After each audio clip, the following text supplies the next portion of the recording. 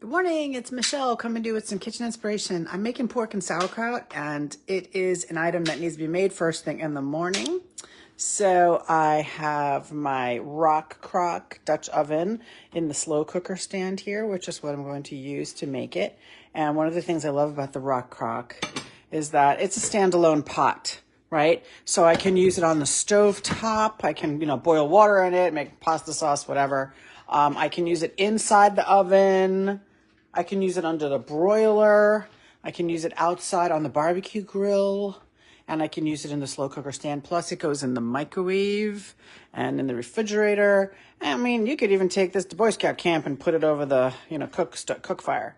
So this is what I'm going to do my pork and sauerkraut in, because it's the kind of recipe that requires a long time. So I have low, high, warm, or display off.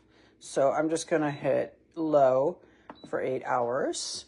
And the great news about this Rockcrock is that if you're making a recipe that requires you to brown the ground beef on the stovetop before you put it in the crock pot, you can do that right here. I can brown the ground beef and then just move the pot into the slow cooker stand. Okay, so this is not a difficult recipe. It's got a bunch of ingredients, but it's really good. This is not a recipe. This is a recipe I discovered maybe 6 years ago. I had never eaten pork and sauerkraut before. And so this was a recent discovery for me. Now, it's only 2 of us eating, so I'm not using a whole pork loin like I normally would. I just bought some boneless pork chops to use because I didn't want to make quite that much food. So I got about 2 pounds of boneless pork chops. Just dropping them in there. You're going to have to wait, honey. Go put your shoes. Sorry. Grandson wants attention, but he's going to have to wait. Okay, so what we're going to do now is we're going to prep our rest of our vegetables.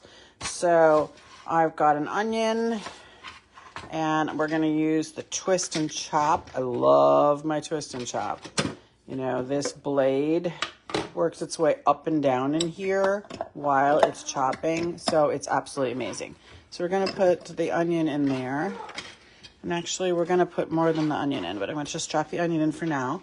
So I'm going to grab my apple, because you need an apple for this recipe, and my apple wedger. Old school tool, been in the catalog for, I don't know, my whole Pampered Chef career, which is 26 years. All right. Pull that off. Whoop, this apple had some extra seeds, so we're just going to pull that off. And, all right, get those out of the way. I don't want this hard part here. This is a really large apple. Okay. How are we doing there? I don't want these seed pockets. Okay, so I'm not going to use this whole apple just because I'm making a half of recipe. So I'm going to put about half of it in there. Okay, so now what I'm going to do, now you notice there's no lights on the twist and chop there, because it will not have lights on until my handle is locked into place. It's a safety mechanism, so watch. Lock the handle, all of a sudden it turns blue. Okay, so we're going to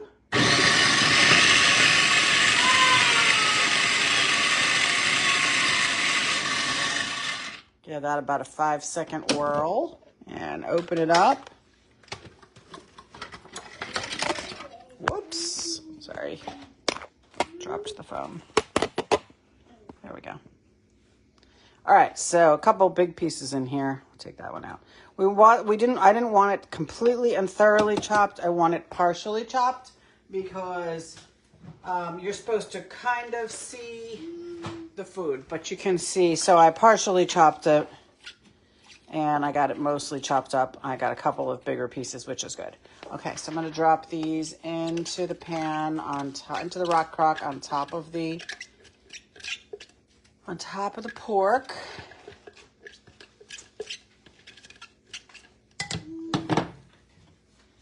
So I just put them in here. I want to spread my pork chops out a little bit so they're all touching the bottom of the pan if possible. Okay, so I got my apples and my onions in there. I got 1/4 cup of brown sugar I love these stainless scoops that we have measurements are right here on the outside, but there's actually lines on the inside, so that they're easy to use. That's the 1 cup size. We also have a 1/4 cup size. Okay, so I got to add some spices. So dill seeds. Oops, looking for my measuring spoons. I'm going to put a 1/2 tablespoon of dill seeds in here. Sorry, I got to get it to the right measurement. I'm only going to use a 1/2. Looks like I'm going to have to buy more of those because that's all I had was a 1/2. Okay, some dill seeds, okay? Dill seed. And some paprika. Oops, this is the wrong paprika. Are you touching stuff that's not yours? Don't do that, honey. Smoked paprika. Sorry, my grandson's behind me and he's doing things he's not supposed to do. He's taking my recipe book all apart.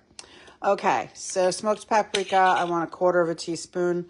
These measuring spoons are nice because you can choose the measurement you want, and they come in the set of 2, which have a teaspoon and a tablespoon. Okay, and then it measures all the way from 1/8 teaspoon through a tablespoon, and it even has measurements like 1.5 teaspoons and 2 teaspoons. All right, so we're going to put in a 1/2 teaspoon of salt, kosher salt, or in this case, sea salt. Oops, that's way too much. Okay, salt. And to have everything in, just about. The only other thing that's going to go in is some sauerkraut, because it is called pork and sauerkraut, right? And I'm not going to use this whole jar because the jar is actually made for a full recipe. And like I said, we're doing a 1/2 recipe. So I like to put the juice in because this is going in the slow cooker. It doesn't get a lot of added liquid, so this is basically the only liquid it gets, plus anything that comes out of the apple and the onion. All right, let's check our recipe. Sauerkraut, dill seeds, onion, apple, brown sugar, salt, pepper, smoked paprika. You need to stop that. Stop that, honey. Okay, so now I'm just going to pop this in the slow cooker stand and it's already on because it started warming up. And that's basically it. That's the whole recipe. Super easy. So if you have any questions or you are interested in learning anything additional, make sure you hit share so that it can go out to your friends so they can see the recipe also. And if you have any questions, reach out to me. You can also always check out my videos at Michelle's Kitchen Inspiration on YouTube also. Thanks so much. Have a great day.